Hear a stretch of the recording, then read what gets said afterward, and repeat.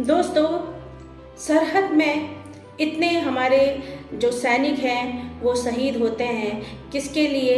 अपने देश की रक्षा के लिए।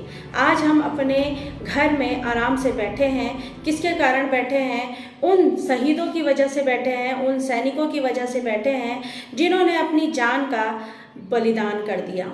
तो ऐसी ही एक कहानी आज आपके लिए लेकर आई हूँ, और ये कहानी भी आपको प्रेरणा देगी कि अगर आप भी कुछ करना चाहें अपने देश के लिए तो आप भी जरूर कर सकते हैं।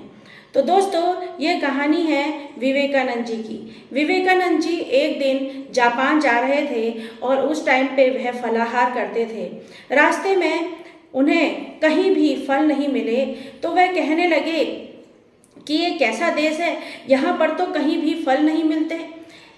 तो वहीं पर एक व्यक्ति बैठा था जो जापान का ही था। वह चुपचाप से गया और एक फलों की टोकरी लाकर विवेकानंद जी को दे दी। विवेकानंद जी उस टोकरी को देखकर बहुत खुश हुए और बदले में उस टोकरी के पैसे देने लगे। लेकिन उस व्यक्ति ने बस इतना सा वादा मांगा कि आप भारत जाकर जापान की ये जो बात है कि यहाँ फल नहीं मिल रहे, ये मत बताइएगा। तो दोस्तों, ये भी एक देशभक्ति है कि वो जापानीज जो व्यक्ति था वो अपने देश की बुराई नहीं चाहता था कि दूसरे देश में हमारे देश की बुराई हो।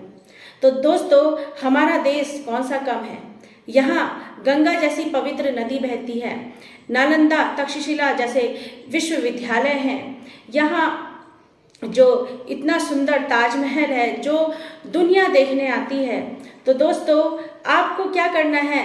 अगर आप भी अपने देश के लिए कुछ करना चाहते हैं तो आपको जरूरी नहीं है कि आप भी सरहद में जाकर अपनी जान की बाजी लगाओ।